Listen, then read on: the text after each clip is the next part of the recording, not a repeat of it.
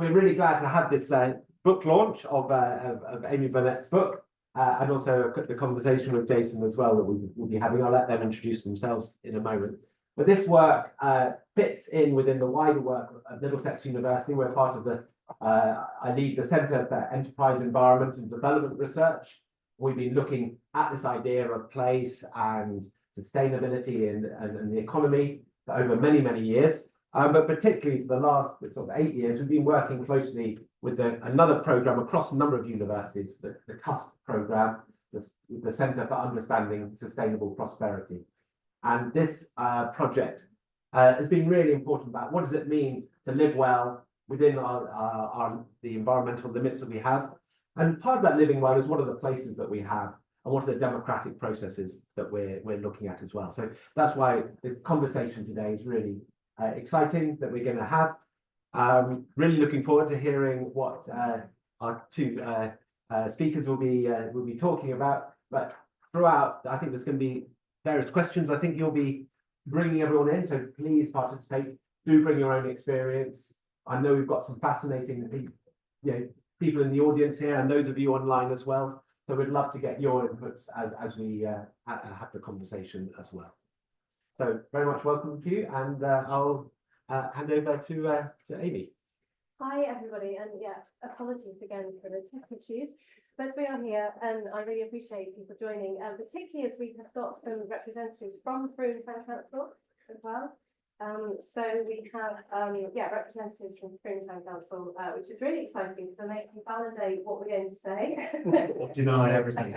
Yeah, so it'd be great. And as we go, as Fergus said, there's going to be an opportunity to ask questions, particularly in our fireside chat bit, where we'll have a yellow kind of box with certain provoking questions, which we hope that you can help us answer and reflect on. So don't feel that you have to wait for the Q&A before chipping in.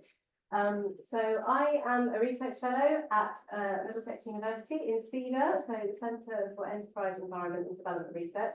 It's a very exciting department. We're a research department, and we look at all sorts of things, not only relating to the kind of CUSP work, which is also very important, but we also do things to do with good work, and we do stuff around sustainable finance and politics and place and all sorts of things. So this it's kind of cross-cutting, this topic as well. So I'm also a green fin researcher working particularly with Professor Robin Owen and others, and so I look forward to sharing my part of the story on Frome, which is a collective discussion, and I'm really happy to have Jason here with me. Thanks, Amy. Yes, so I'm Jason Leman, researcher in democracy and politics, quite a long history of both activism and kind of non-activist research, as it were, and I combine those strands doing a PhD, which one of my case studies was Frome, looking at local democracy and town councils and independent local parties, so independent local parties like Independence for Frome, and whether they make local councils more democratic. The answer being yes, but it depends. It's kind of the short highlight of my thesis. So I'm and currently developing and progressing my research. Just recently gained a role as campaign coordinator at the neighbourhood democracy movement, and kind of looking forward to progressing that and seeing where things go next. Great. Okay, so this is the agenda for tonight. I hope that you can see it because we've got a little. I'll try and move that Zoom in a minute. But essentially, I'm going to just talk about the book a little bit, and then we're going to go into the fireside chat, which is basically just like covering what we're talking about democracy in Frome and its potential for kind of replication as well. And then we're going to open the floor for Q&A, and then Fergus is just going to give us some closing remarks. So if we do finish early, then we can, but I'm sure we're going to have a very rich discussion, so we'll have to see what time, but definitely by 6:30. So I'm just going to get up and just move the slides. So, hang on. Right. Not used to. Okay. So this is the kind of topics that we want to cover. So obviously localism is it was a very kind of hot topic of the last government, and it was very much trying to kind of give rights to local communities. What kind of communities took those up? What rights did they use? Where is there kind of like, you know, a replicability on who and how they do it? And also like, you know, what are the challenges of taking on localism? Because the aim is to empower communities, but sometimes the reality can be quite different. And, you know, certain people get overloaded on doing, you know, certain things. So there is a kind of challenge in a way to giving community these rights, as well as a massive opportunity. And obviously at the time we kind of had Brexit, what was going on around the kind of the debates around localism, and there was this kind of like narrative around taking back control. So that was very kind of pertinent to the debates that were kind of going on in Frome, as we're going to talk about. And so essentially we want to kind of cover topics like policy, planning, democracy, but also that kind of like radical edge of like, you know, what happens when social movements get involved in placemaking. And you know, how like social movement logics like influencing the governance of the town council, and what does that mean for the future of town councils going forward, or any kind of other local democracy kind of function.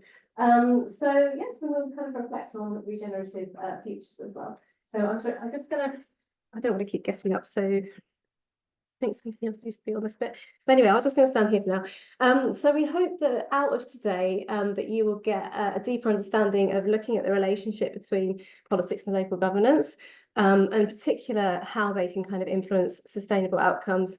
And also like what's the potential for local institutions like town councils to actually be, you know, reorientated, like through what kind of governance, what kind of decision making, who takes control, those kind of things.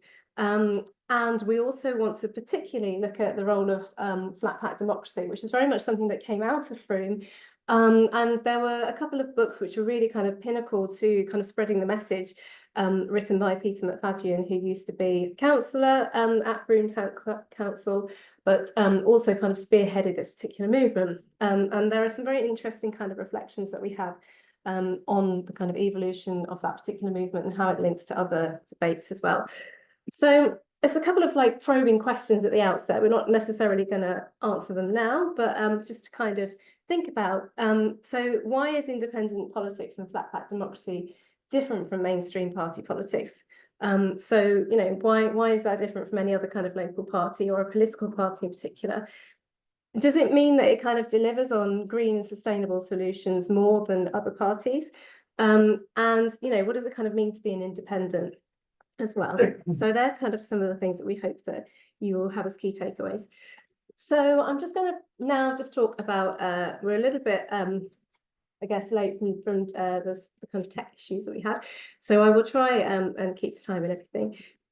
So this is obviously the book that I'm sure you've seen a picture of it before. It is an academic book, which is part of the Palgrave Macmillan Subnational Governance series. So it is probably more expensive than other books, but it is kind of part of an established, well-respected a branch of their kind of politics applications. So the title is The Politics of Transition, Innovative Placemaking and Alternative Development Models under English Localism. And I think that I have already kind of like talked about, you know, the importance of localism in kind of shaping solutions at a local level. But also in particular, I was really interested in like, what is the role for alternative development models? So, you know, that kind of community-led, but also quite distinct opportunity of localism to kind of deliver on community-led change. And so there's some really exciting stuff which is happening in Frome at the moment with the Mayday Saxonvale scheme, which we'll talk about. And also just kind of, thinking about the general politics of all of this and what it means that, you know, even going down to the kind of level of personality, place, those kind of things. So seeing as we have somebody from Frome Town Council, I don't know if you wanted to kind of just talk a little bit about Frome Town Council for us, because I think you're probably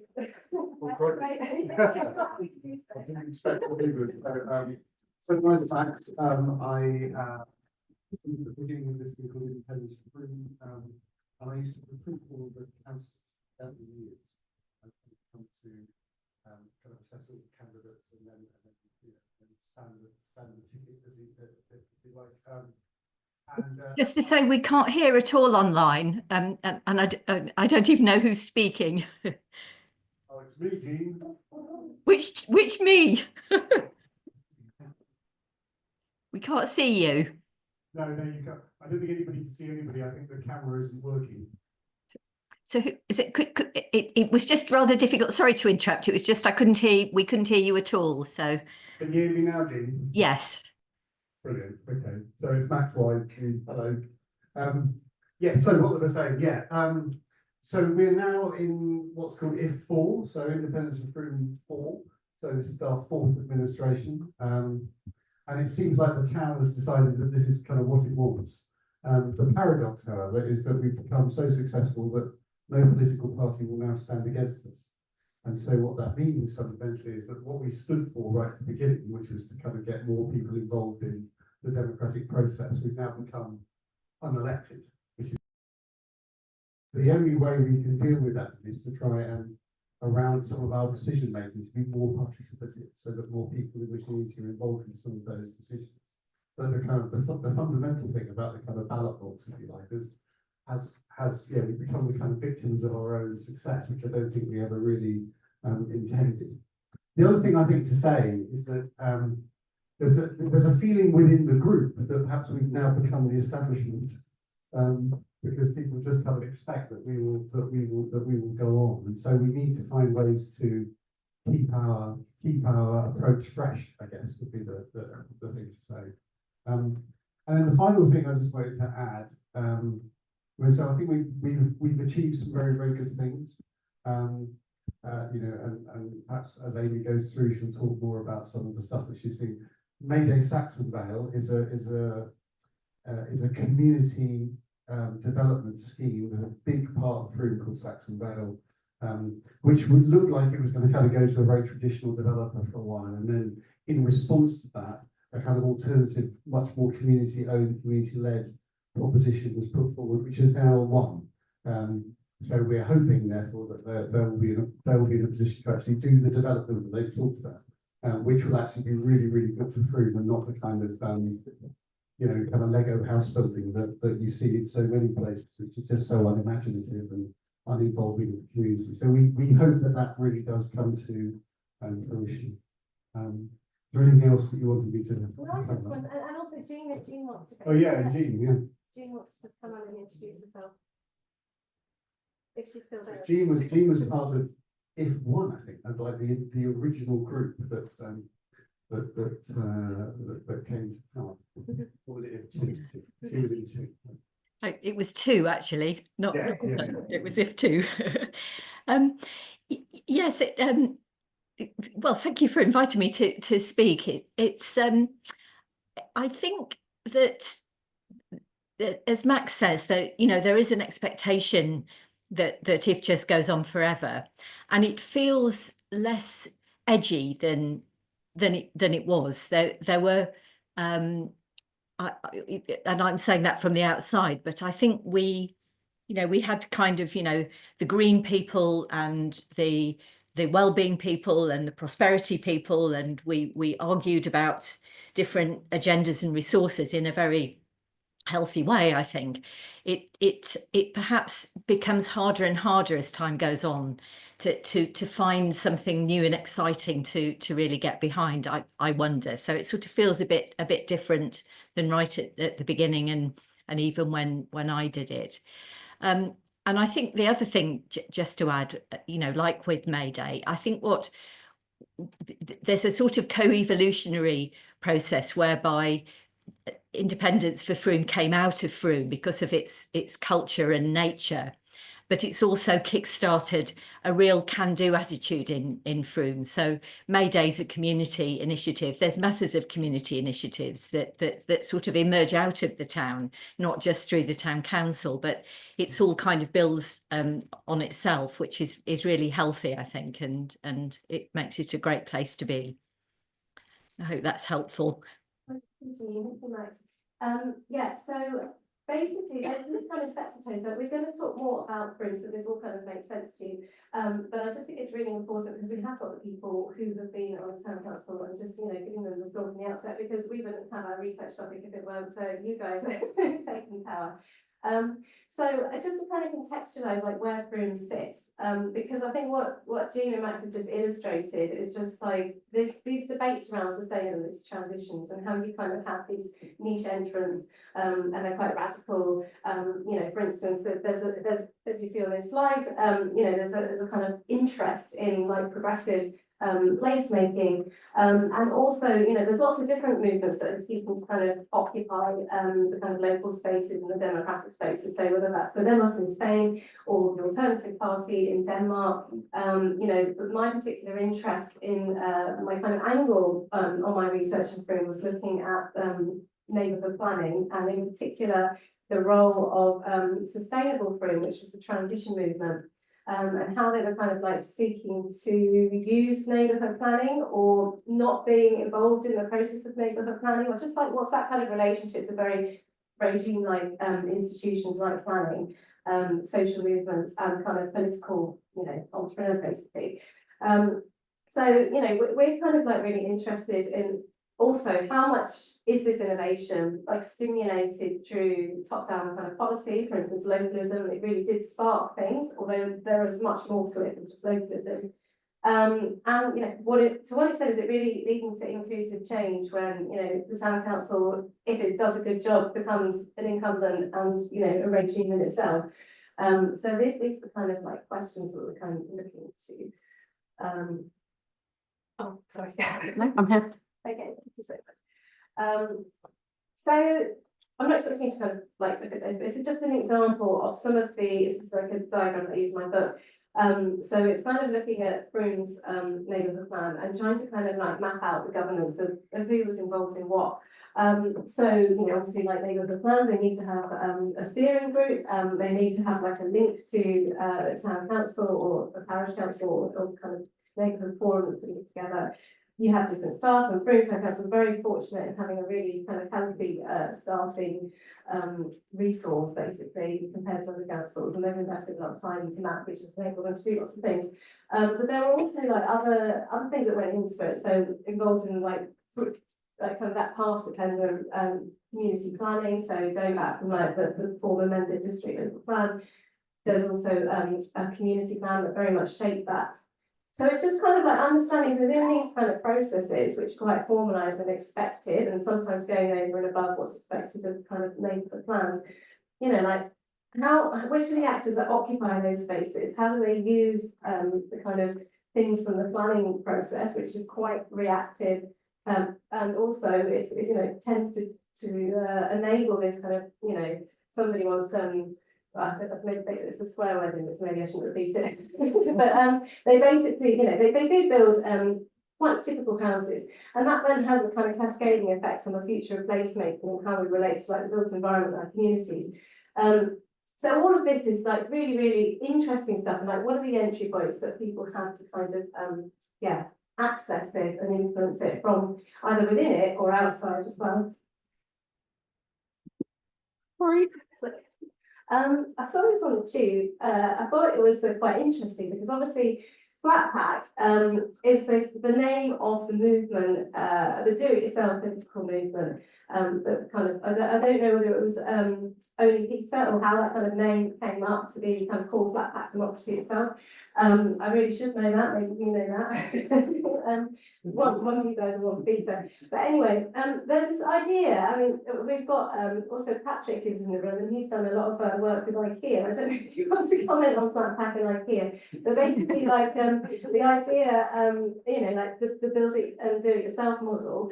There is a certain kind of like connotation of, it's quite easy to do. You kind of like, build it and it's quite similar as well to the other thing. So it's not like a kind of bespoke thing.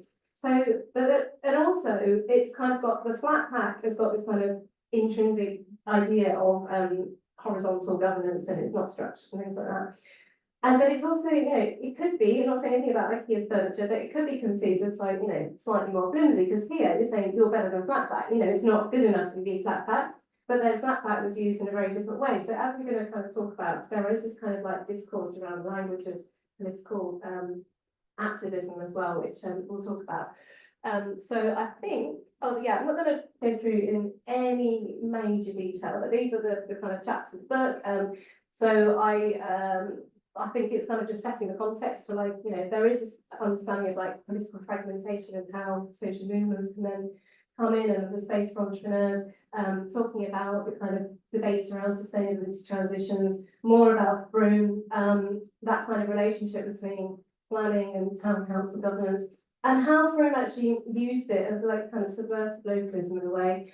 And then what does it mean for a generative future? So essentially that's a kind of whistle-stop tour of the book. And I think now is the time for our fireside chat. Yeah, thank you.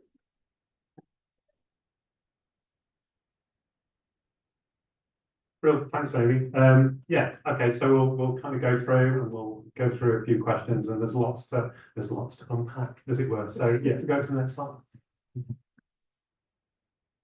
So yeah, first question, which obviously Max and Jean aren't allowed to respond to, is who knows about Frome? Do you want to have a microphone? I have actually been to Frome. A good friend of mine, I'm from Lewes in East Sussex, which is, as far as I'm concerned, is the centre of the cosmos. And in a rare occurrence, a friend of mine migrated to Frome to fall in love with Peter McFadden's daughter, Amy. And yeah, so Owen is actually a Louisian through and through, and you've stolen him, and you actually remind me of him a little bit.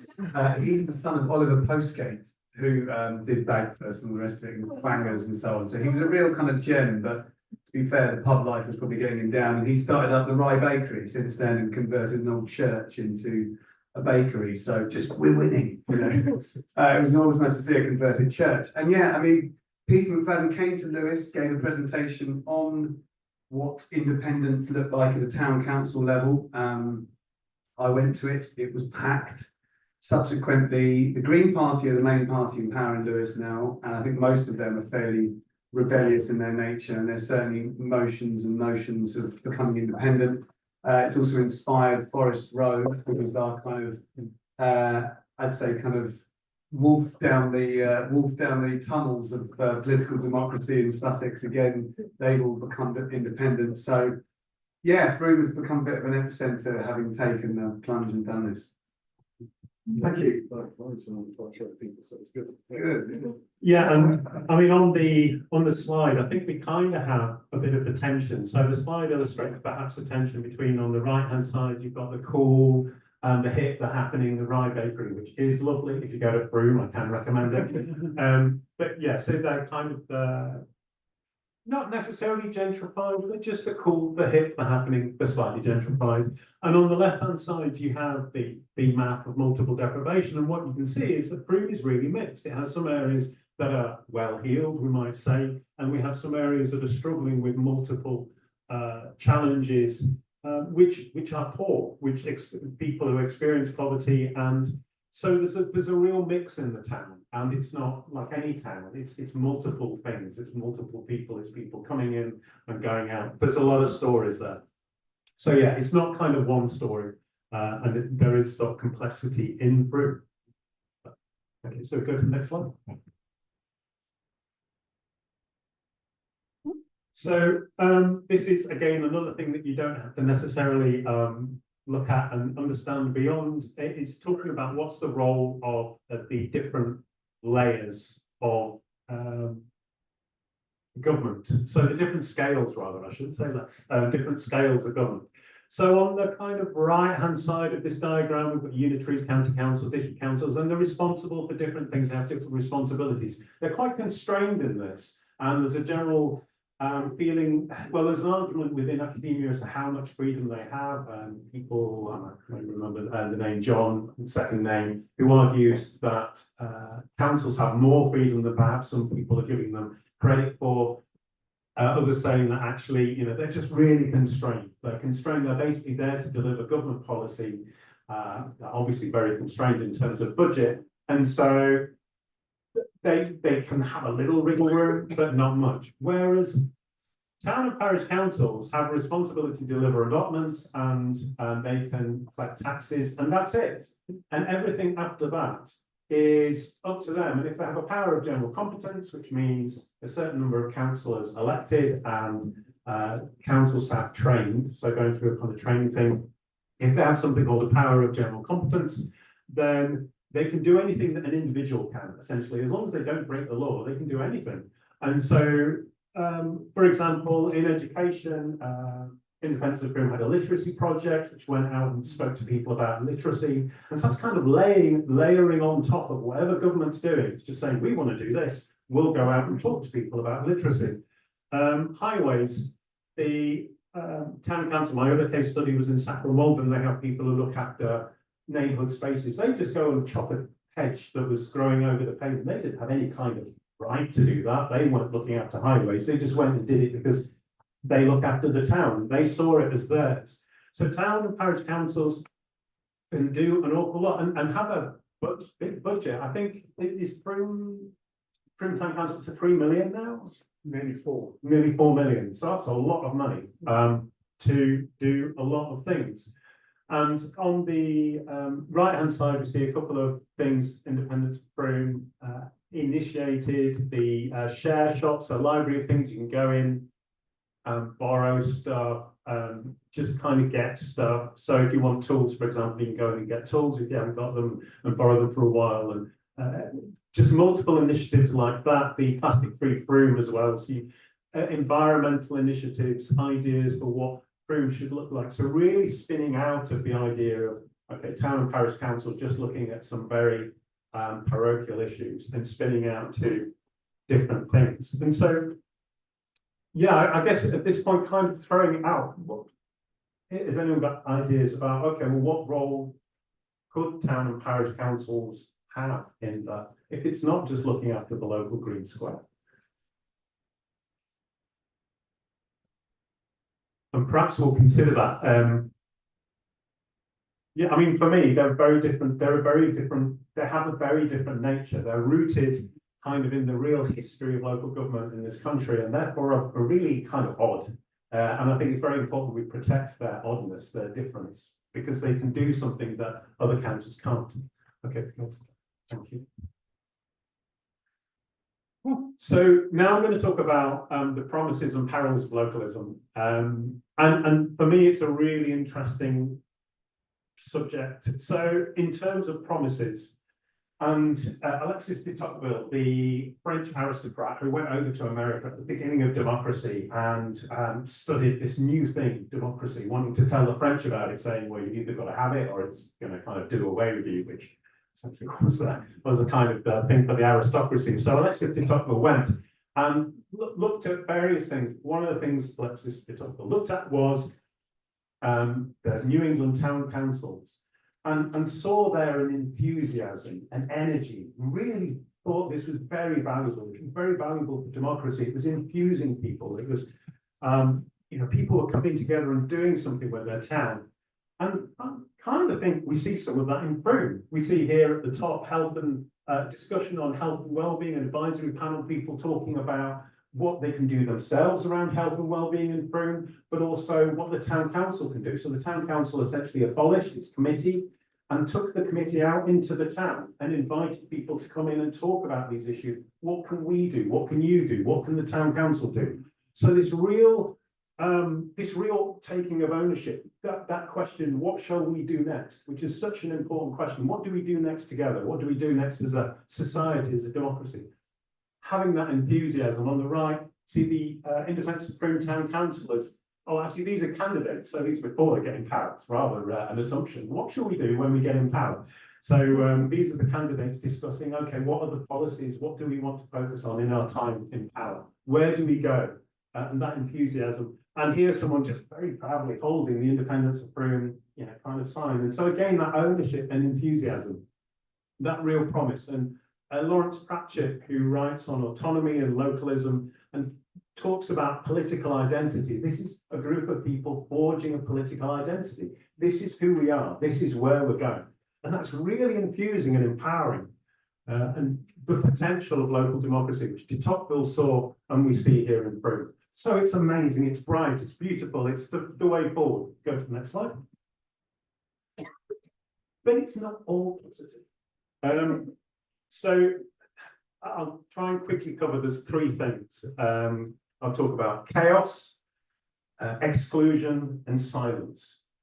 And these are the kind of the downsides of localism. So in terms of chaos, what you could have is little areas all balkanized, all fighting for their own thing, fighting for their own resources, almost like the Athenian city-states, all kind of going, we want this, and no kind of central coordination. Also things very much being localized in terms of inequalities. You have one area that's poor, one area that's rich, and the rich area says, yeah, I'm doing great, thank you very much. And the poor areas, well, we need more resources, and it's all localized. So you just have to make do with what you want, what you've got. It's a big society, you just kind of carry on. So there's this, that's a real issue, that just the chaos of no central coordination or kind of some kind of culture of people working together.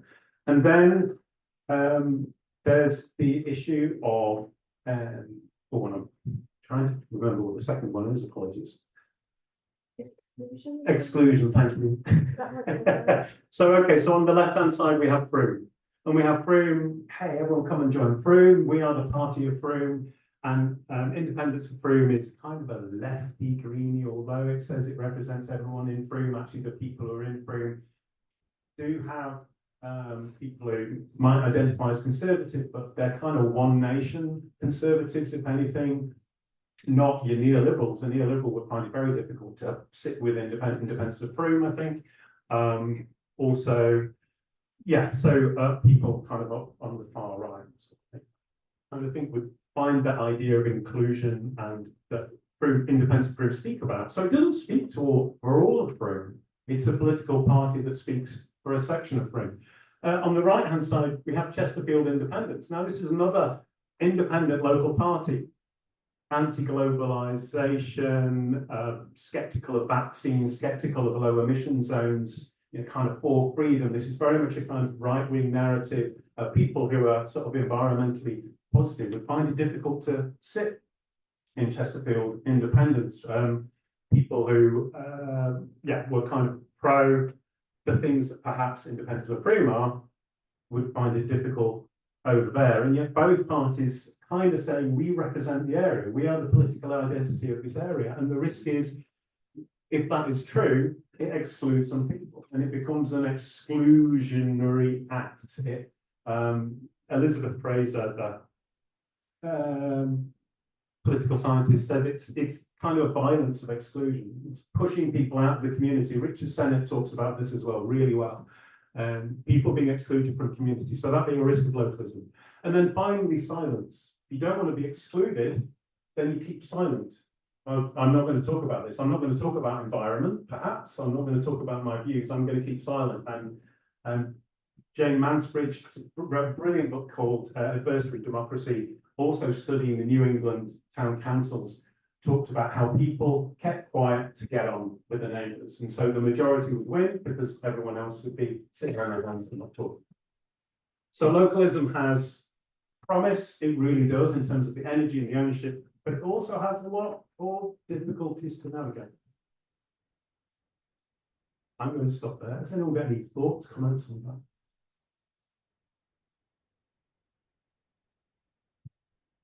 Or any of you working through? I think I'll just carry on with my exercise and then I'll have a. So this is another example of other independent groups. So this is in East Devon District Council. I don't think this one was necessarily associated with the Black Democracy movement.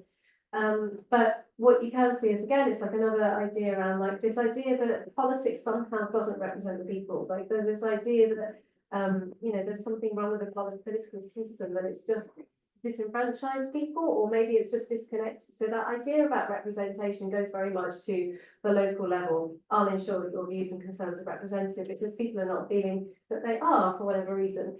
But then here, which is not always the case, obviously, but the rights of spring. So these are particular. I think it was in 2021, maybe even earlier, it must be 2019, because that's when I put it in my thesis and I didn't do it in 2022. So these are all examples of different types of movements, and Forest Row is probably on this list. But they are, so Peter McFadden, who kind of set up with Mel Usher and others, like, you know, it was not only at all about just Peter, because, you know, we've got people in the room who are part of that story. But it's also, you know, he was kind of cultivating this movement to like spread beyond Frome. And these were some of the communities that he was seeking to kind of support. And interestingly, I mean, we will talk about it a bit later, but I just kind of want to do a little bit of a spoiler, really, in terms of the flat pack democracy. He wrote the books, he had a blog, he had a website. He basically just cut his ties with the whole thing, and has now kind of gone off quite bilaterally, working in support of some groups which still retain that very, very kind of radical promise, because what he was finding, and obviously he can speak for himself, but he's not in the room. But he, you know, it was almost like some of these groups that were being mentored weren't quite fulfilling their radical potential to kind of retain control, or kind of, or not retain control, but to keep the radical edge once in power. And that was partially just kind of like the behaviour of kind of how things do get regime-ified, if you like, over time, but also it's hard to keep up that momentum. And this is something that, you know, for instance, Sustainable Frome, the local transition initiative in Frome, found when there was nothing to kind of push against. And this is like, you know, well understood issue within like social movement theory and things like that. So it's this idea that, you know, we take power, but then how do you sustain it? And that's kind of, you know, the challenge I'm sure Max and Jean will talk about as well. And Jean, I have seen your question, I will come to it in a bit. So yeah, so that's just kind of talking about there was a kind of big vision of how it was going to flourish all these, you know, sow the seeds and sow the leaves of like this great spread of like local radical democracy. But it's not necessarily happened in the way originally intended. There are evolutions of that through like Extinction Rebellion and other kind of extra local participatory climate governance like citizen assemblies, which we'll talk about later. But I wanted to say that now, so that's part of the weaving in of our discussion. So I think this is where Jean can come in and share her views as well, because I'm not, again, this is just a diagram, it's in the book, but it basically kind of like what I was trying to do is, because I did my PhD over a rather long period of time, because I had, you know, for various reasons.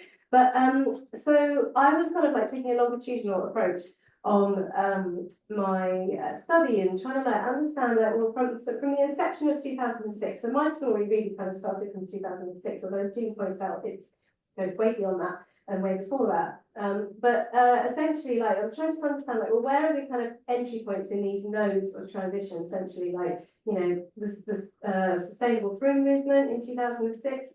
That was set up in 2006, but there's equally, so was Transition.net, and then there was the kind of, they happened they weren't necessarily known about. It's a bit like this thing about Lewis and Frome, and there are these kind of certain places that share a kind of common identity and common value.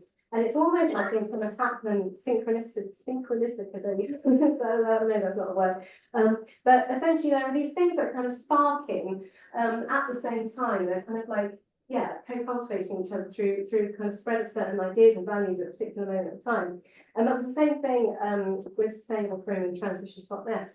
But at that time, we also had the regional governance and, you know, county council level and things like that. And then this is just an example in 2016, and it would have even flourished even more by now. But you can just kind of see how, like, this kind of word called relocalization, and they are particular. So obviously you've got like localization and localism, which is all about doing things locally, but relocalization is particularly trying to kind of like lock in the perpetual localness of something in a way that's kind of promotes sustainability. And we have lots of kind of examples of that at the moment, which is quite promising, like around the sharing economy and community well building and stuff like that.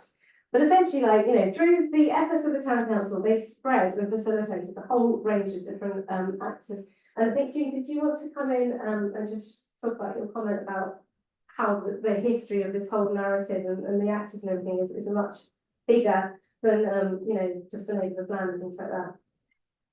Well, only if it's helpful, but you know, I've reflected a lot about this as well in terms of kind of living here and being part of this. And I think that there's two. It sometimes feels not just, you know, about flat pack democracy and the book, or, you know, or the research on places like Frome is it can become a kind of heroic narrative about, you know, everybody gets together and they're all very participative and you know, pull together and then magic happens. And when you're when you're in it, it's obviously more complex than that. And I think one of the things that, reflecting back, and you did just mention this, that what was such a happy marriage at the start of independence for Frome was that Mel Usher had been I can't remember whether he was the deputy director or director of Somerset, of South Somerset District Council, so he knew the system. And at the time when the Localism Act came in, he knew how to what could happen, you know, the point that was made earlier about that, you know, you can do almost anything that's not, you know, illegal, immoral or fattening. And his knowledge of how to make preferential loans, you know, how to develop the, you know, big public building called the Cheese and Grain, coupled with Peter's long-standing establishment of sustainable Frome and that activism. They were very unlikely bedfellows in many ways, but it was that those two coming together in particular, not just them and others, that really kick-started it. And then I think in terms of the journey of the town council, it has been, you know, it's tussly. It doesn't always do things like it says on the tin. You know, we've had, you know, discussions about ways of working, as it says in flat pack, and then what actually happens is more complex. It can be, you know, more antagonistic, which isn't necessarily a bad thing. So there's a sort of weaving and story that is useful to explore. And I haven't read your book, Amy. I saw your work earlier on. It's almost like I balk against the idea that we're a kind of shining example of something in some ways, or that the narrative, you know, the heroic narrative is how it's felt. But I do think that the mixture of its older history, where some of the housing hadn't been destroyed in the 1970s, nearly was, the sort of old weavers' cottages, which meant that Frome was a cheaper version of Bath, and it brought in kind of more left-leaning people who wanted older houses, who had some energy. That was a very important kick-starting for some of these initiatives. And I do think it's spread more into the town. And also, interestingly, I think that the kind of you know, that there was the conversation about the fact, is this all for the kind of, you know, left-leaning middle class, and then there are the others. But I think that it feels more that a lot of people have voice in Frome now, you know, that people have got used to having more voice, got used to getting things done. It feels, you know, others may disagree, but it feels less driven by the sort of trendy lefties than it used to be. And there's also a new development in Frome where, because it's had so much profile from 2016 onwards, a lot of people, particularly due to lockdown, have moved maybe out of London and come here. So you've got another generation now, another set of people, younger, quite London, sort of West Londoners, a different kind of vibe. And, you know, you've got us older, left-leaning people who thought Frome was ours, and then you've got the people who were here originally. So it's quite interesting how there's that kind of evolution. Anyway, I'm sorry, it's probably more than you wanted me to say, but thank you for listening.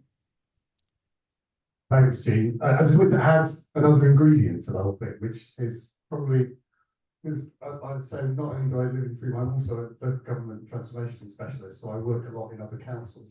And they frequently say, well, how do you do that? How do you how do you create a kind of movement within the town where the town wants to take more responsibility for itself and do more for itself and all of that?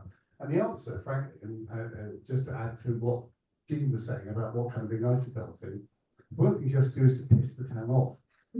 So one of the things that actually happened, one of the things that was right at the beginning of independence for Frome was this this moment where this music venue that Jean alluded to, called the Cheese and Grain, that Paul McCartney played not so long ago on the way down the Foo Fighters, because it's on the way to Glastonbury, so they can.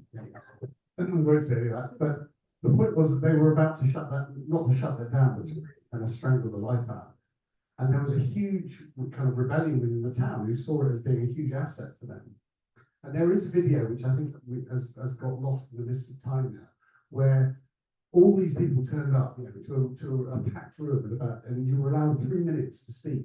But the rule was that councillors couldn't respond to anything that you were saying. So there's this really stark video of like everyone kind of really pouring out all of this sort of stuff, and all these councillors, political party type councillors, just looking at their boots.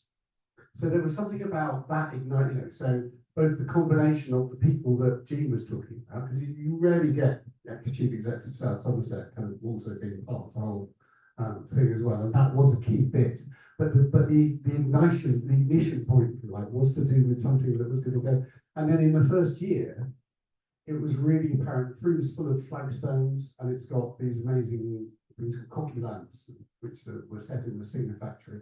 And whenever one of them broke, the county council would come along and chop the thing off and put one of those horrible orange plastic things on instead. And then when the flagstones broke, the county council would come along and put tarmac down. So it was really visible. And what the town kind of said was, no, bugger off, but we'll do the lamps and we'll do the flagstones, you know, and you can get lost, basically.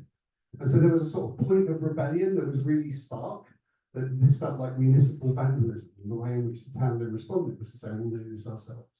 And so all those sorts of things coming together were really, really important. But I think the point to make also then is it is quite cyclical. It's like what we need now almost is something else to really annoy us. And instead what we have is Somerset Council going bankrupt and needing to kind of offload a load of assets. And that's really what's driving the town council now. Is kind of how do we respond to that and what do we do with that? And that necessarily means being slightly more bureaucratic than normal, means sort of doing asset transfers and taking on bits of land and taking on leases and all of this kind of stuff, which is quite dull in the world of, you know, lefty edginess, but it's probably where we need to be right now, because that's the challenge. So there's something about what's the impetus, and then the last thing to say is that, you know, we have had certain things like an awful lot of our work around loneliness and isolation, which was incredibly powerful and successful at the beginning, and then the group that was really supporting that has just folded due to lack of volunteers. So there's something here about it's cyclical. You know, you get bursts of energy, reactions to that, and then it dies down again, and then you wait for the next one. But to somehow to believe that this just will establish itself and maintain itself, I don't think is right. Sorry. No, I'm bursting with a whole load of stuff to respond to that. Right. Well, there's a few things. So one, to Jean's response. So, I mean, Frome, I think, has got one of the highest concentrations of conservation areas, I think, in the country. I think I'm correct, or at least in Somerset. And, you know, one of the things that when I was doing my research, and something I would have loved to have explored much more when I got the opportunity to, but it was kind of like, I guess, an area of future research, was looking at the role of place identity, but particularly like the materials, because I think one person just happened to mention in one of the interviews I had with them that because a lot of Frome's buildings are made from forest marble. What is it, forest marble? Dalton stone. Okay, well, I'm sure maybe it's not forest marble, maybe I made that up, but it's some kind of like material that is basically durable in the sense that it just kind of stands the test of time, and also like the creative industries were kind of like nestled in to its edge into the kind of fabric of the place in the town centre. So there was like these pockets of you know, creative energy just like within the fabric and the history of place, and particularly because Frome's a market town, it's you know, had a traditional history of being like a cheese producer and a printing place and all these things. And so there was this idea that Frome has always been able to kind of really stand on its own terms and kind of be you know, a place that doesn't really need anybody else. And the fact that it's geographically was kind of tucked away in the corner of Mendip also kind of helps psychologically to kind of differentiate itself, to kind of have that space to kind of cultivate that autonomy as well. But also, like, you mentioned that catalyst about the cheese and grain. The other thing was obviously the community plan, and that was another thing that pissed people off because they didn't actually, when Peter took it to the town council, so I've worked on this community plan, this parish plan basically, and they weren't interested. And it was, you know, obviously, I think Mel's involved at one point as well, but so all this energy that was invested in this plan, and they weren't interested, and they were like, well, we've got a park, what else do you think about sustainability? So that was another just like thing, a string to their bow basically to kind of galvanise things. But also like lots of people, the people came from, you know, there were people with like kind of all across the kind of political spectrum, but there was a particular like network around the transition movement and a kind of like alternative. Some of it was, you know, within the transition movement, you kind of either have like the Green Buildings group, which is where some of the people who worked on the neighbourhood plan, like Graham, he was part of that. So Graham was the chair of the neighbourhood plan. But then also you have this kind of like, that you can get this quite inner transition within Frome as well. It has got this kind of, within the sustainable Frome of transition, it's got this kind of spiritual-esque element to it as well. And I think a lot of this kind of counterculturalness of like social movement played into it. But also a lot of the people, multiple membership, you know, like so many people who are involved in one thing were involved in another. So they helped to kind of like spread similar things happening, like whether it was spin-offs from sustainable Frome or other things, and these kind of placemakers and change makers, and they were very well known, well connected, and you know, so it's not just one person doing one thing either. Like, you know, with the not missing links, the kind of the loneliness. Remind me what it's called again. I do know. Well, it's called compassion. It was called Compassion and Frome in the book. Yeah. George Monbiot called it the town Oh of pure yes, loneliness. yeah. But the actual thing, because Charles Ball was involved in both the community plan and he was involved in that initiative, and I think Community connectors. yeah. Yeah. So I think yeah. So that's lots of stuff in there, but just wanted to. It's complicated, which is kind of what that's meant to indicate. Do you want to look at something else? I feel like About this one. it is like, yeah, okay. Well, I don't know if they've talked. So I don't know if you can see up there, but it says Frome Town Council made differently. So it is kind of, its identity has gone from using this kind of bearded man, who looks possibly a little bit like you. On myself on Frome. So there was this kind of picture of a bearded man, and it was on almost every single community logo. If you did something in Frome in the community, you had this picture of the bearded man. And basically, Frome Town Council stopped using that, and they had this made differently. I think this particular picture is like reflecting, you know, LGBT friendliness possibly, or maybe it's just because Frome's like a rainbow. But essentially, you know, it's kind of trying to really pitch itself that we are different, you know, Frome, we are different, the town council, we are different. And then if you look at this word cloud, so this was part of a meeting, which I think was in 2018. And it was all about like kind of trying to breaking down the boundaries, I think it was called. And it was all around like, you know, what defines the independence of Frome kind of thinking, like what, you know, so be niche, be courageous, mix it up, ditch the local governments, be challenge beliefs and rules, enhance your own quirkiness. So again, like really relating to that kind of idea of autonomy and independence. And Covey, I think I haven't read it for a while, but I think this is the guy who did the 7 Habits of Highly Effective People. So interestingly, he writes, independence is an achievement. Interdependence is a choice only independent people can make. So he's essentially saying that you can only achieve like proper collaboration and interdependence if you are independent yourself, and you think independently and you don't just kind of go along with what everybody else is, and only then do you get genuine collaboration. And so, you know, we've got a kind of probing question really, which is, does being an independent require a particular type of personality or a way of working? Can anybody do this? Or is it that you have to have a kind of predefined experience as a child, or as like, you know, in your friendship groups or whatever, that allows you to take up these certain practices and values and habits? I think you're next. Thanks, yeah. Well, actually, no, that fits in very well with this. So can anyone do it? Can anyone be an independent? Can anyone kind of engage in, say, municipalist politics?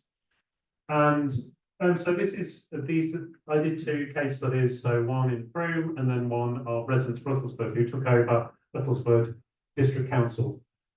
First Saffron Walden Town Council, which I concentrated on, but they also took over Ruttlesford District Council. And these are 2, so they're both areas that kind of went through their respective trauma, as it were, so falling out with the town council hierarchy and indeed what Mendip District Council were doing, and so pushing back against that. And in Uttlesford, it was again a planning, so it was the district council were trying to implement a local plan, which just no one agreed with. They thought they were kind of pulling plans out of the hat, and it was somewhat self-interested, and they weren't talking to local people. And what residents for Ruttlesford, the local independent local party there, said, we want evidence, we want communication, we want participation. And so they pushed back, formed a party, took over the town council, and then the district council, an enormous amount of work, and again, a complex story alongside it. But the interesting, somewhat simplified, I have to say, but one can characterize, say, Frome, okay, there's lots of people in education, in manufacturing, creative industries, community work.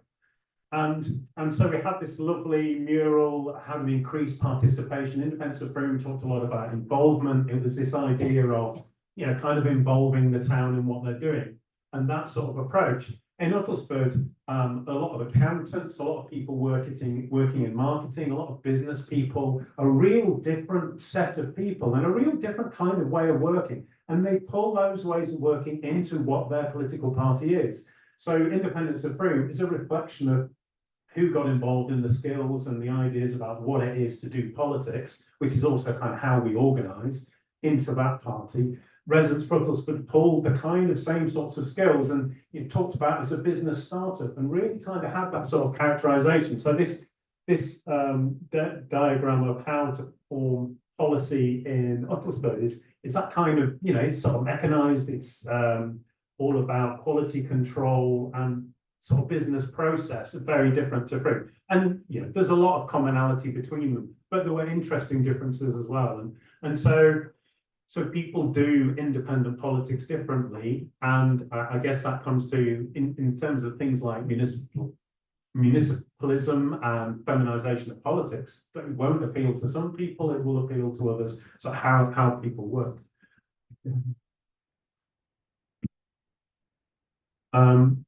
So yeah, this is okay. So social movements are children effectively of their area.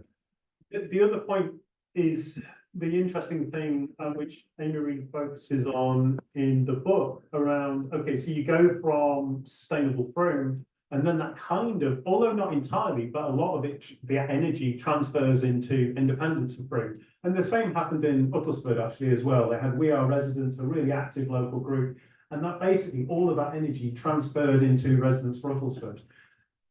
Because there's only so many people, and this is voluntary, this is not instituted, as you were saying, Max, this is not kind of got resources and employees, this is dependent on voluntary activity. And therefore, what activity happens, you know, kind of flows from one to another. The really interesting thing that Independence Frome have done, which I haven't really seen elsewhere, is stimulating then further social movements. And I think that's really interesting that through the town council stimulating things like fair housing for Frome, Fair Frome, which was a food bank and food justice campaign, a campaign around reducing plastics use in Frome. And I went to a plastic-free Frome, and I went to a public meeting, and that just again felt like there was so much energy and enthusiasm. It felt like a social movement in the town hall. And so that's a real shift, a real change. So there wasn't, although yes, a lot of the town hall business is procedural and wrapped up necessarily and to a certain extent relating to what's legal and lawful, there was in that point just a real feel of energy and activism present. So that's the interesting kind of thread through that this is social movement coming into power, and then out of that, creating other social movements. And I don't know, Amy, if you wanted to talk more about that transfer between. Well, yes, as I said before, like the individuals are often like, so for instance, I think in this picture of Gina, which I'm sure she'll never forget because it's like one of them, it first came to power in the first administration. But yeah, there is this transfer. So next to Jean is Sheila Gore. And that is Sheila, isn't it? Yeah. Yeah. And so Sheila she was like formerly one of the directors of the transition movement. And there are other people who kind of came from the transition movement. And I think I can't remember, I haven't looked at the tape well, but it's basically, I think, 4 in the second administration, and maybe something similar from the first, or maybe it was a bit less. But you know, it is this kind of idea that the multiple membership I mentioned before about that kind of transfer. And as you say, like, because people don't have necessarily like a formal role, you can kind of dip in and out and have that kind of energy and freedom to do stuff. But I think also, you know, the guy in the what's the guy's name? Because he did a really fantastic video, didn't he? For 2015. Alan Kane. Alan Alan Kane, yeah, Kane, the yeah. musician. So, and there was also like, I mean, actually, I should have pulled it up, but there's a great video from the 2015 IF campaign, which got him singing a song. And saying all the wonderful things that they've done, and they've purchased this land, and they've managed to do this, that, and the other for the community. And it was just like, you know, you don't see any kind of political party bringing that kind of creative energy in that particular way. So I think, you know, really have sold Frome to lots of people who want to move there. And now there is this kind of generation of people. I remember there's one great quote somebody said, which was how people now, that before people were moving to Frome, bringing who they were, bringing the kind of green identity, and now people are moving to Frome because of that green identity. So that kind of rolling stone, cyclical, kind of the draw of Frome is obviously it's interesting, like how that's changing in different kind of people. I've been told we've got 5 minutes, is that right? Your time. Yeah. So essentially, this is just a quick question, like, you know, who defines the future? So Frome Times once did a little spread on imagining what Frome would look like by 2030. And this kind of like visioning exercise really comes from things like the transition movement, who've got always had like a very strong focus on visioning the future. And I think that, you know, Frome, I've asked you because I still get updates from Sustainable Frome newsletters and kind of seeing what's going on, and you know, I think they've got a radio slot back, and so there is this kind of really good media representation and kind of like affinity of Frome Times with like IF as well. Quite supportive. You're always saying like in Somerset live, like how Frome's yet again won another award, another accolade. It was the best place to live. And like, you know, sometimes it doesn't always get #1, but it's just like, okay, there's a surprise. So you kind of got this really good like visioning way of thinking as well. And then also Mayday Saxophone is amazing. It's really trying to like integrate social value into the design of this community regeneration project. It was very kind of, as I said, the book is like very kind of David and Goliath kind of approach, because they were really battling against a big, large mainstream developer, and they had to go to the High Court and everything. But also, I think a lot of it is the resource. It goes again to that kind of how much resource have you invested into something to really make you care and not let, you know, put up a fight for something. So, for instance, in the community plan, Peter was like, you know, I've worked on this community plan. What are you doing? You know, care. You know, or about the cheese and grain. You know, like that people going to certain places, you know, using it, and then people don't really care. So it's like, how much have you got invested into it? So it's not just intrinsic motivation in a way. It's like because it affects you. So I think one of the reasons why Mayday got off the ground so much is because not only, but I guess they kind of were part of that sustainable Frome like fabric in the first place and that kind of network, but also if you see the videos on the Silk Mill, which is where the guys who set up the Mayday Saxophone scheme kind of, you know, that they have a great venue called the Silk Mill, but you should see like how much what it looked like before. You know, they've invested so much time doing it up and making it a wonderful, you know, kind of cultural venue. they weren't going to let that go. So I think it's also like, that's to bear in mind as well. And then also like defining the future, you know, section 114 notices, I don't know if you're that familiar with them, but it's basically effectively what a council can't go bankrupt, but it's effectively like a council going bankrupt. And you can see over time, this is an Institute for Government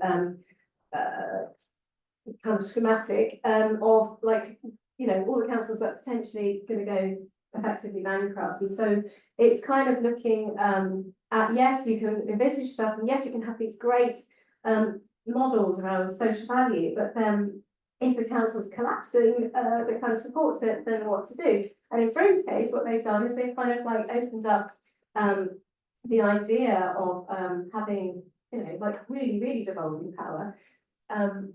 Yeah. So I've got a slide which you guys can talk about. I think Max, I think it'd be great if you can talk to the slide which is about your plans for proper devolution. But I just wanted to kind of show you again, it's to do with this like multiple membership, but also this kind of like multiple discursive use. So what you're seeing in some cases is like, so they're through, if now basically like a kind of a new community regime effectively, and to get political, normal kind of party political representatives they kind of like camouflage themselves as independents, but they're not really. So this was like a Lib Dem who, I think it was the 2015 election. He said he's effective, hardworking and independent-minded, but he's not actually independent. There was another example of Eve Berry, who was standing as an independent at the local council, town council level, but then she showed her kind of political colours up higher up in the kind of district or unitary, I can't remember, some doesn't change. And then she was suddenly a conservative. So it's like, you know, again, that thing about being silenced, it's like, you know, you're not really being authentic, you're not really being true if you're having to pretend that you're not what you are. And so can you ever collaborate when you have that kind of mindset? And also here, you'll see very much like the Extinction Rebellion. Look how similar, if you remember the logo of, you know, Frome made differently. Look how similar that Frome is to Extinction Rebellion, which for me just visually represents just how close the town council have been in terms of like real agenda. And again, there's another illustration of how actors working in the same space through this multiple membership. I don't think Ed Space still exists, but it was also terming itself as like flat pack semi-independent living spaces. And they were trying to, and that also involved some people who were involved in other stuff like that, trying to set up an enterprise around it. So using that kind of identity multiple times in different places, just very, very interesting because you can trace who is involved, what kind of discourse they're trying to use, and the strategy and tactics as well. And again, like here, aims for vision for Frome. So this is from the parish plan a long time ago. But notice how in the Frome neighbourhood network, that's now our vision for Frome. So it's almost like this kind of discourse about the vision for Frome is like resuscitates itself, being reused. And then Peter's wife's involved in this one, and Peter was involved in this one, which is very, very interesting. Next one. Oh yeah. Oh, this is the diagram that I quite like showing often. But essentially, it's a bit confusing. Probably needs updating. But it's kind of looking at like, you know, how do you get like this kind of idea about regenerativeness, like actually operationalized, and through what kind of mechanisms? So. You know, you can have like taxation on unsustainable products, or you can kind of incentivize product services, practices which do support sustainability. But then what is sustainability and how do you measure it? So you kind of like need to have proper, genuine metrics, of which there are many, and many different people are pushing their own kind of platforms. And maybe you can speak in a second about platform, if you want to kind of talk about what you think of this, or maybe what you're doing as well in the kind of platform space, because you kind of need to have the measures, but they need to be interoperable and they need to be used by different organisations. They need to have a kind of equal value, equal weight, and to be agreed. But then, as we've just looked at, the politics of decision making is really, really complex. So even just deciding on metrics and values, and you can talk about this as well, is, you know, complex. So we kind of, it's not going to be straightforward, but there is a lot of stuff like the Task Force on Nature-related Financial Disclosures, which some of us are involved in. But I mean, I think it's really important to kind of incentivise and capture that kind of non-financial value, of which Frome's been very good at kind of generating, utilising.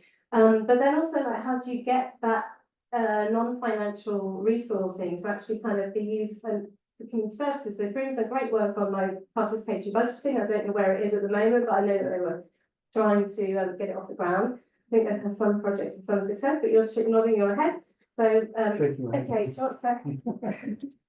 I'm gonna stand up if that's all right, because I keep trying to talk and I can't actually see who's behind me. So, I mean, just to pick up on some of the themes that you just introduced, just also to put up a slightly negative point, there is a whole movement called Make Frome Shit Again, which is essentially people kind of saying it's become so popular and so cool that no one can afford to live there any longer. So it has spurred a kind of affordable housing crisis because of so many people like me who I refer to as a DFL, down from Londoner. And so we kind of come in with all, with bringing quite a lot of wealth, very often not even working in Frome, but actually working elsewhere. So there's a sort of downside to this, which creates a public policy challenge, really. The other thing is just to say something about the role of the town council, this idea of a platform. Because I think what you were showing earlier on with the panels was, so numbers of people get elected as town councillors, there are 17 of them. But what the first IF group did was to set up an arts panel and a sports panel and a business panel. And that immediately brought other people into the mix. And the whole idea is that even though we're elected as representatives, actually the idea is to be catalysts into greater community involvement. And I think we may have lost some of that to a degree. There is a notion, if you look at what's happening to many town councils, because this whole thing of town councils becoming bigger and more responsible is now a major thing, partly because of councils going bankrupt. So they are trying as much as possible to offload responsibilities into the kind of town and parish area, and many of them really stepping up to do that. But there's a critical choice for them then as to whether they then try and be a bit like the old districts. So if you look at someone like Chippenham Town Council, has just grown and grown. Salisbury is now huge as an organisation. And Frome is 3 million, but there are Northampton Town Council, a £20 million budget and loads of responsibility. So there is a definite shift happening. And I think it would be a real shame if we then just get a re-bureaucratisation of things. The platform idea is a really, really useful idea. So, Frome has always tried to be, I've always described it as a small scale, high impact. We don't want to take on enforcement. We don't want to run the car parks because it becomes, then you just become like any other bureaucracy, really. And that's really not the idea. The whole idea has always been to catalyse, to start things off. So Fair Frome, all of these kind of movements were begun by the town council, but were then sort of spun out, for want of a better phrase. And the whole idea, I think, is the council is a platform upon which people can create value, rather than a provider of services, because that's the old sort of tax and spend model, and we really don't want to do that. But then you do get these kind of cyclical fluctuations in people's interest. There's a reform, I would say Reform UK, but Reform.uk, which is more of a think tank rather than a nasty political party, have just written a thing called What Goes Where, which is a really interesting description or kind of vision of what should be handled at what level in local government. And it talks, the new kids on the block, of course, now combined authorities, which are big regional bodies, and then they say some things should sit there, like economic growth and transport and all of these big issues. And then it talks about the kind of county or the unitary level, but it also then talks about what it calls the hyperlocal level. And it's really saying, things like libraries, parks, street scene, all of that should belong at that hyperlocal level, because it's much, much easier for people to then participate in shaping their own place. So it's a really interesting, I think nationally this is moving now, and I think the Devolution Act next week on the 16th of December, we're expecting it will be another step towards all of that. So this is all very timely. Great, thank you very much. Shall we open up for some questions? Yeah, have you got just a... Did you want Got 20 minutes. Okay, and just quickly see if there's what's next on that. Oh yeah, we haven't got much left, but just quickly show this is like the Keep It Frome circular economy loop, which kind of I don't know if it's still very much a thing. I think it's been around for like 3 years now, but maybe a bit more. But it integrates the whole kind of sharing economy. It's kind of epitome of the model of Frome, but also in terms of like future democracy. So this is a future democracy hub, I think, which is part of Extinction Rebellion. And you'll see here that flat packery is I'm in the way of that little bit there, but it's actually one of the more kind of complicated things that it's seen as kind of replicate. With like citizens' action networks and citizen assemblies, and the easy thing to do, like talk shop, empathy circles, people's assemblies, and thinking box. So it's just quite interesting how it was kind of placed by Extinction Rebellion and the Democracy Hub, which also was something Peter was kind of part of. And then next slide, quickly. Yeah, so this, I think we'll just kind of leave it here because you can talk about this more. But I think let's just leave it here and see if anyone else got anything to add, particularly, I can't remember your name, sorry, but about platforms. Yeah. Oh, no, not you. Oh, sorry. No, I remember your name. What's your name? Jane. Did you have any immediate kind of reflections on the role of platforms and kind of local governance and what kind of implications it might have for our future thinking? Sure. Speaking microphone, then. Oh, yeah. Actually, I don't know too much about it, to be honest. I know this Fiona from the Frome. It's made a great platform, but I haven't been able to speak to so much, called the People Powered Politicians.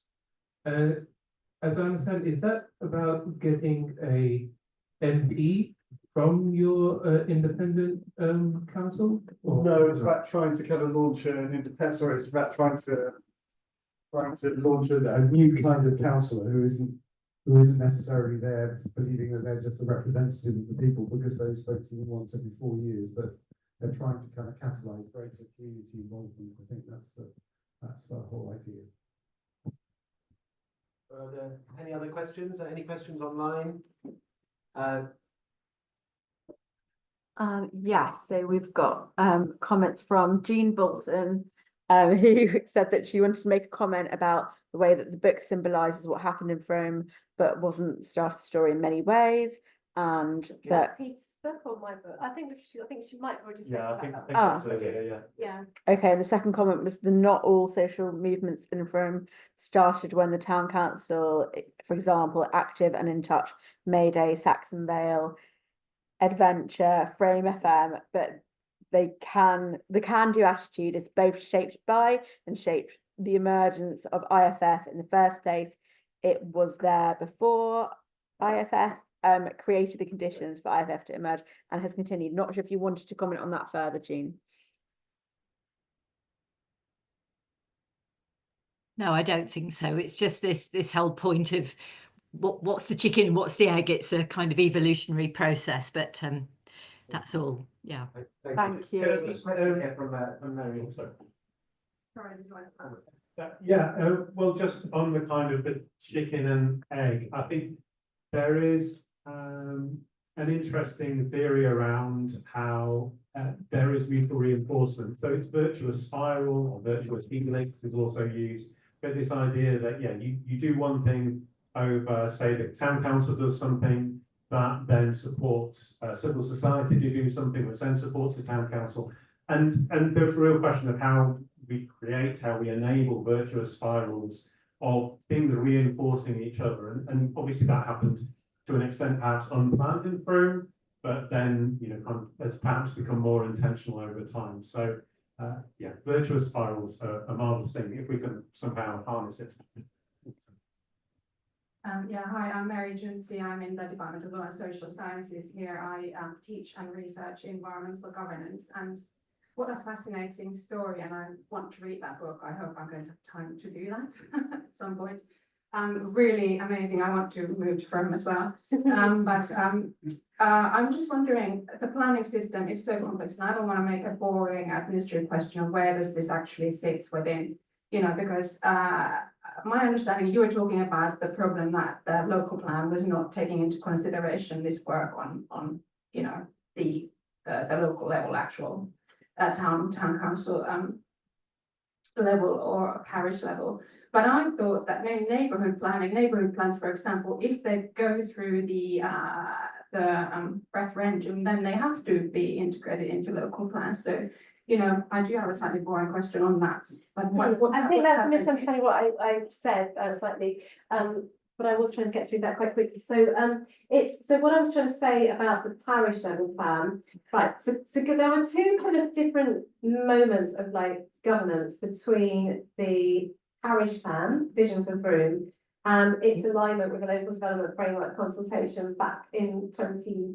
I can't, it might not be in 2005, sometime around there. And what they had is really kind of strong co-consultation processes where the consultation that was done for the local plan or the local development framework also kind of syncs with what the consultation for the community plan. So in the end, I think it was 4,000 different comments or something crazy for some support of like various things. A lot of the kind of sustainability network involved in like what we've spoken about also gave their comments. But there was this alignment, you know, between the local and the local authority kind of level consultation. That didn't happen in the neighbourhood plan, partly because it was new and not everyone was kind of getting a feel for localism and what these rights were.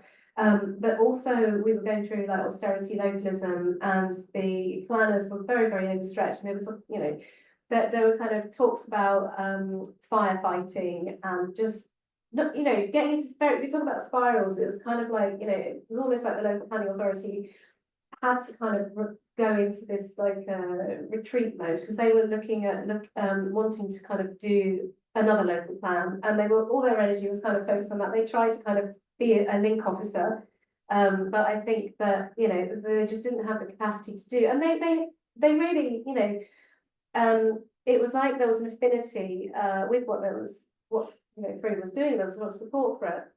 But it's just like the actual capacity and the constraints of the planning system didn't enable the synergies that were kind of happening before, essentially. So it wasn't that the neighbourhood plan wasn't integrated into the local planning framework, because as you say, like that happens when it gets made, but it was more about the synchronicity of the process.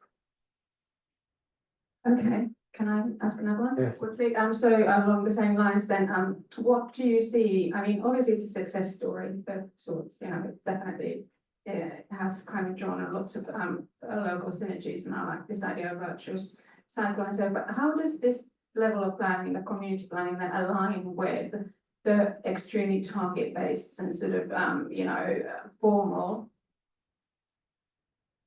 planning, you know, local plan, for example, and I'm wondering, you know, you mentioned that there's maybe issues with representation. What are the discontents, and to what extent is this serving, for example, housing targets, or is it in conflict with them, or you know, what sort of is there synergy and alignment between these two different levels of planning? I'm going to say not really, to some extent. So, I mean, you know, like on the one hand, local authorities and neighbourhood planners are kind of told that planning is going to be a certain way. So the National Planning Policy Framework will kind of be updated. That is currently in the process of, you know, I think MHCLG are looking at consultations that came that happened quite shortly after the Labour government came to power. But you know, there's local authorities get used to the idea that, oh, we don't have top-down targets. Okay, great. And then suddenly they do. Or neighbourhood planners are kind of, they spend a lot of time looking at screening everything against the local plan or the emerging local plan. And then they have to kind of almost go back to square one. And it's just this negative, this negative kind of policy cycles of changing things just leaves, it adds to this sense of like disenfranchisement in some ways, and this sense of disconnection, which, you know, there are many kind of like arenas through which people kind of engage with government, if you like, and planning is one of them. Local elections are another, obviously national.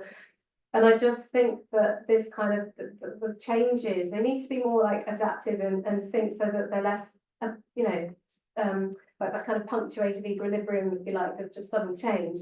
You know, it needs to be more evolutionary, so people can, like, you know, ride the wave and feel like they've kind of got influence over it as well. That's my personal view. You were keen to say something, weren't you? Can I just add a question, because I like maybe Max can respond as well, but with the latest announcement, I think Keir Starmer was saying he was going to bypass local opinion in housing developments. kind of going completely against this devolving power, actually, removing power from local voice if it's not meeting a national agenda. And it also came back to a question at the beginning when you say, what is a progressive, progressive politics on this? Because it kind of brings out a real tension there between what is local views and what is for a national good. But maybe you were going to respond to that. Well, planning is just really difficult. I mean, so one of the things that's going on in Frome, we talked about Saxon Vale, but on the outskirts of Frome, there's this thing called Selwood Garden Village, which is being mooted, which is 5,000 houses, which the population of Frome is 28,000. So you can imagine the impact that that's going to have on the local area. And there's a big sort of campaign, and town council have opposed it. But probably all that will mean is that it will go to appeal and will lose. And then our control then over the development, or our influence rather, not control, it's our influence over the development will probably disappear, and it will probably get packaged up and sold off in bits, and then represent a piecemeal development. So there's lots of tension and conversation within the town, within the IF group, about how do we handle these things. Like, do we respond and oppose? Do we try and propose something different, which is what Saxon Vale is? Or do we try and bring the kinds of developers to Frome that we want? So there's a thing where you kind of try and be much more proactive, and you go and try and talk to the kinds of developers you want to do business with, rather than the Red Rose of this world. You want to go and talk to Urban Splash, but you don't want Redrow or Persimmon or any of those people to just kind of land on your doorstep, because they'll do a plan without even visiting the area. The whole thing will just be done, on machines. So there's a real issue for us. We don't really have much power. We're consultees in the planning process. That's it. So there's a real issue for us about how we play our hand. And it's really, really difficult, and it causes an awful lot of controversy within the group. Yeah. Hello, I'm Anna. I work at Barnet Council, so I'm in the sustainability team, but we have quite a lot of involvement and work closely with other teams. Really interesting what you're saying. I think what you said about engaging early on with developers, I would say absolutely. I think how you get a bit more innovation and if there are any opportunities to do that. And yeah, it's can I have a question as well? So what you're saying about the future really interests me, and how as you become bigger and potentially take on more from Somerset Council, how do you see that you'll sustain that real community focus and momentum, and what do you think that might look like locally? If you could speak a little bit more about that. So if I talk about development, so one of the things that Somerset owns 629 open spaces in Frome. Some of them are, the size of that table, and some of them are 10 times the size of this room. So some of them are kind of quite significant. So the way we're trying to do this, so we have to answer a question to ourselves. So if Somerset can no longer maintain them, which is basically what we're saying, because they're on the verge of bankruptcy, does that matter to us? And the answer is yes, because if we just let them go to wreck and ruin, the place begins to look really bad. So we have to take them on, but then the question then is, what do we then do with them? And what our view is, and this is what's in the Frome prospectus, which is what you were talking about earlier on. Our view is then, if we take them on, then we can then develop them along with community involvement. Because some of them kind of sit in the middle of housing estates and all of that kind of stuff. And all Somerset Council do is cut the grass. Whereas we think in a town like Frome, we can do much more with that. And that we have the local networks, local relationships, all of those sorts of things to develop them into something better. That will cost money. It's like we will have to increase our precept in order to be able to sustain that kind of activity, because none of that comes cheap. There is a myth, I think, that we were just waiting. This Cameron said this about the big society, people are just waiting to be unleashed, and then they will kind of take part. Well, that's not true. I've not found it to be true. So we will have to spend some time kind of really helping communities and neighbourhoods to develop and giving them the kind of tools, literally the tools, to be able to kind of do some of that work. So there's something for us about just saying to Somerset, we'll take it on and we'll develop it. And that's the same with things like responsibility for tourism, for markets. Like what the prospectus does is try and say, if you give those to us, we can do a better job with them than you can, and we'll do that crucially by involving the community and trying to continue being this come up with this platform idea that we create a platform upon which people in Frome can come and work and create value for themselves, rather than we're a service provision organisation and just do this for you. It's a really different model, and it borrows very strongly actually from, you know, bluntly, from commercial platform organisations who are actually rather good at this. You know, Amazon is a tiny, in terms of employees, is a tiny organisation, but it has a platform with millions of people participating every day.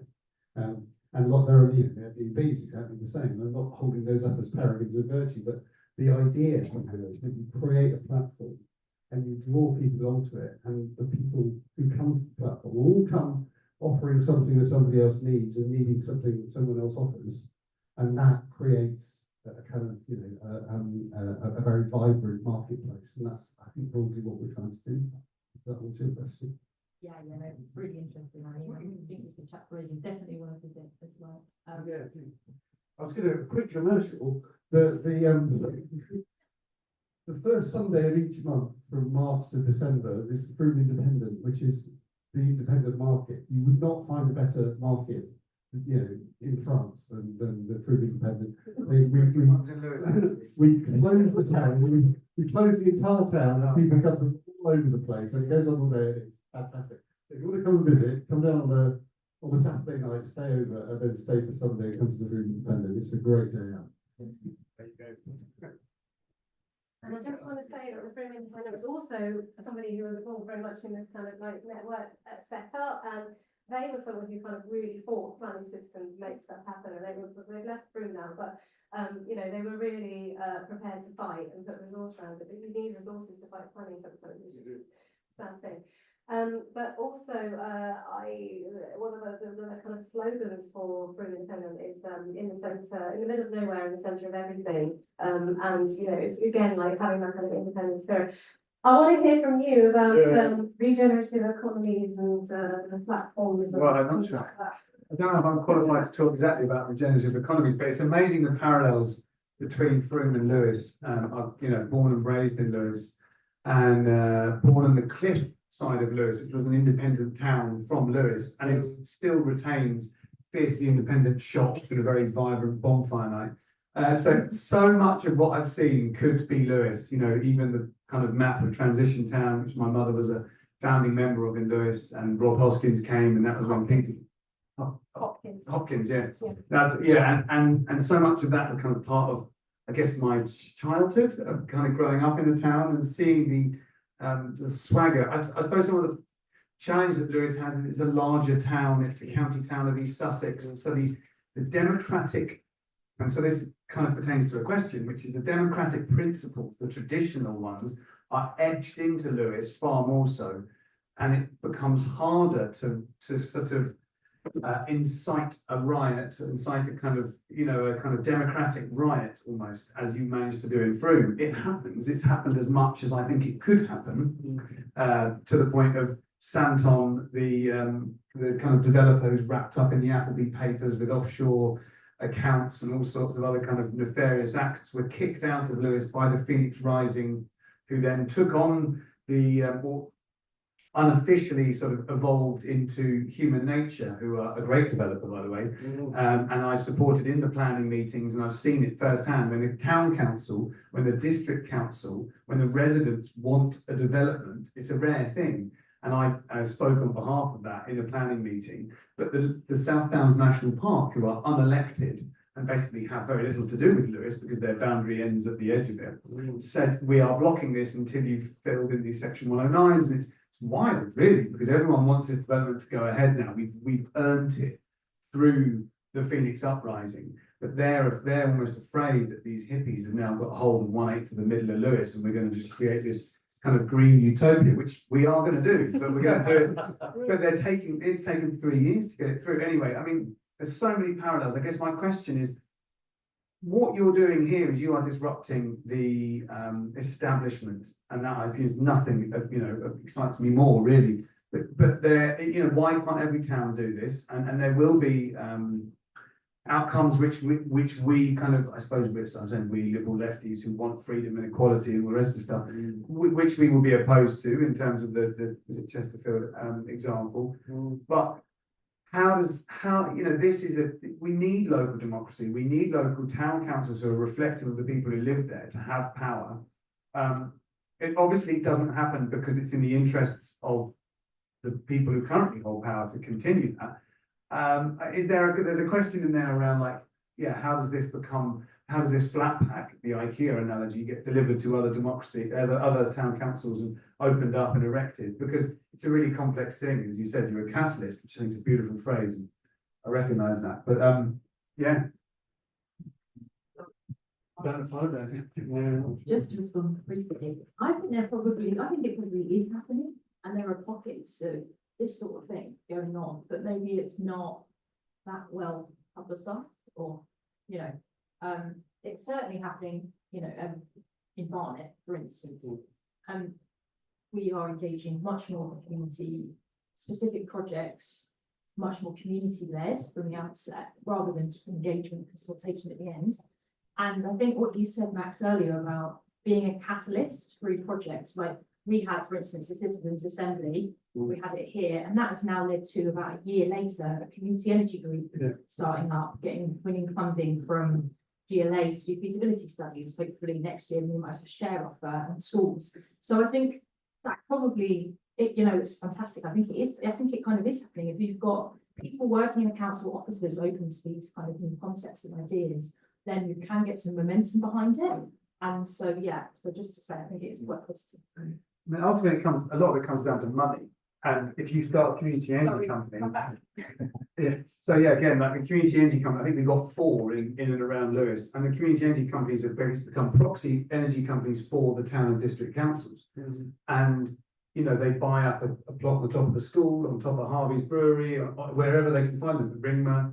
And then the community owns them. You can buy into them. Basically, the town council, if they have money, can buy shares in a solar farm, in a wind farm, and then earn, the money, the profits from those energy production units. So I think it really does come down to money. And as soon as then property, land becomes available, you can start buying it. And even if you become bankrupt, so if Somerset had forms of access to liquidity on those assets, they could essentially sell an element of it, or a percentage of their assets, in order to raise the money they need.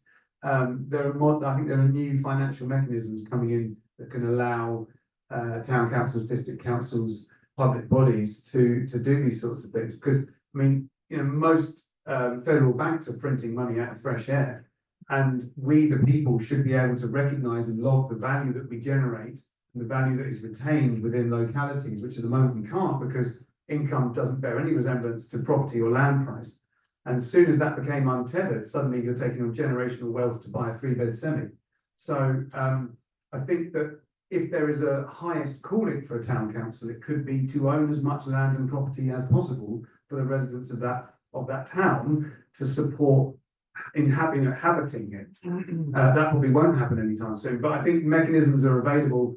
Lewes Pound was essentially an attempt to retain wealth locally, and as I was talking about it earlier, the problem there was that there wasn't an incentive to the buyer or to the company receiving. You need sort of 5% either side of that deal, because the value retained locally definitely is worth it. The value of keeping jobs local. And if we really did a full summary of what percentage of value generated and retained locally stays local, it basically none. It's 5% maybe. The rest of it just goes to the man.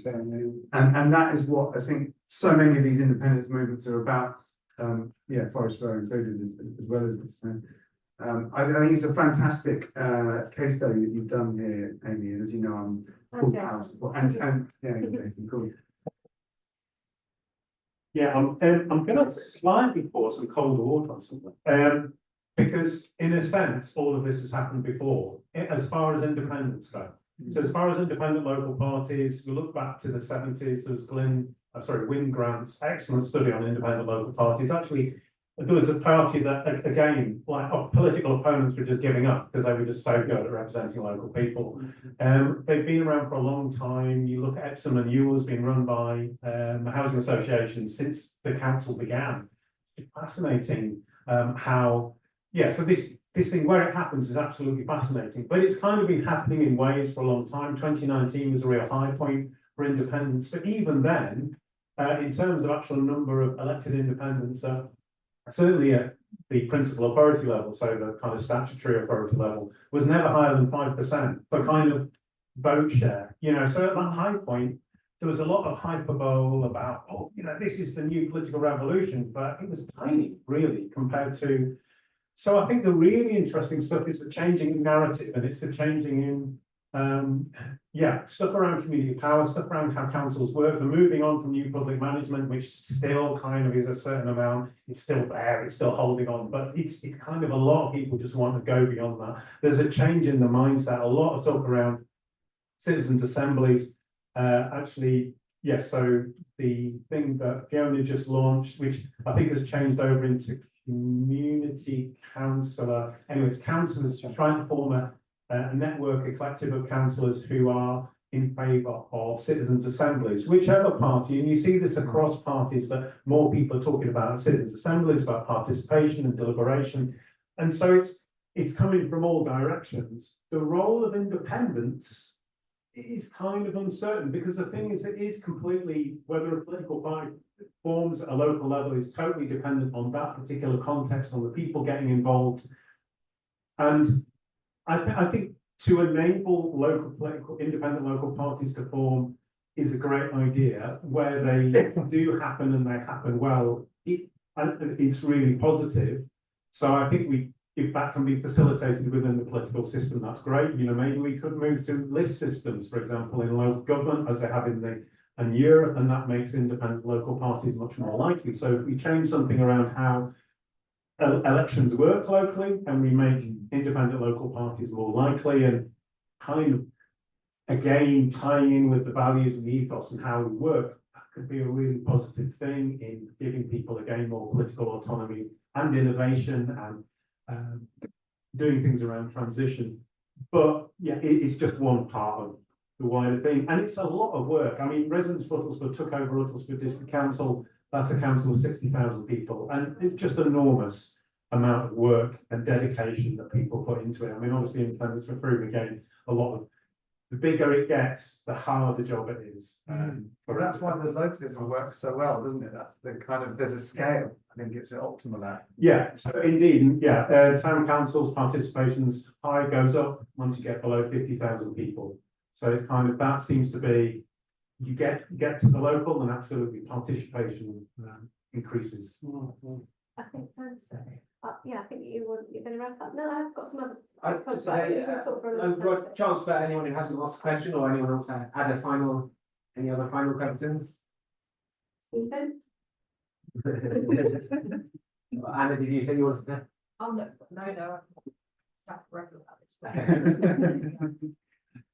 We should be in a circle at this stage. Yeah, we should.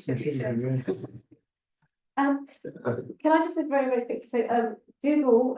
So I don't think I've actually interviewed your mum, but I started my journey about looking at transition in 2007 in Lewis, and so it's just really because I know the people that you know, and it's nice that he is now with us in Hendon, so welcome.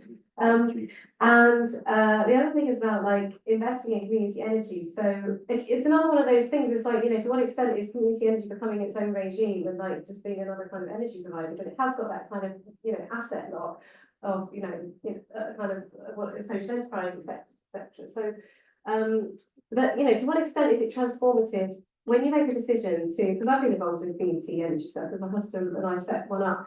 And you know, like, yes, you get local investors, but to what extent are they, you know, are they doing it because they really, really care and back it? And to what extent are they doing it because they just want to get a return? And nowadays, like, the incentives have actually gone down. But does it even matter? And I guess that links to our kind of project about biodiversity and nature positive finance. And like, you know, one of the the kind of metrics and decision making that investors use to think about nature and their investments, and also social impact as well. So that's for another time, but I think just wanted to say that. So I think over to Fergus and unless anyone else has got something. Thank you very much for coming.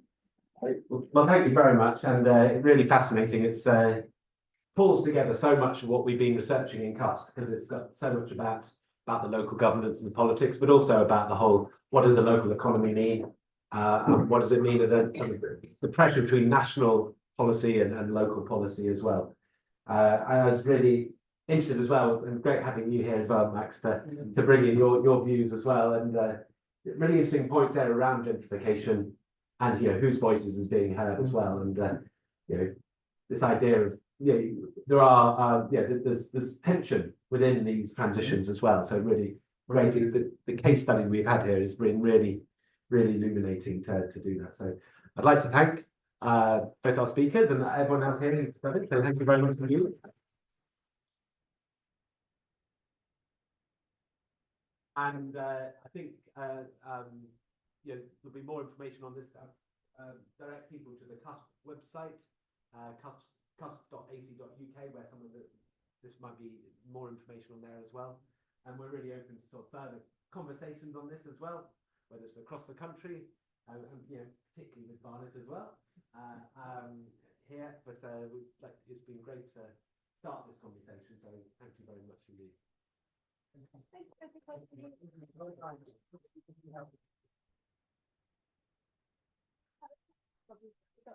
Sorry, everyone. Then Pam suddenly said Zoom, and I was like, oh my god, and then I looked into this one, so okay. Thank you everybody online. Oh yes. We'll let you go unless anybody had anything to, we've got, I think it's just us. Okay, brilliant.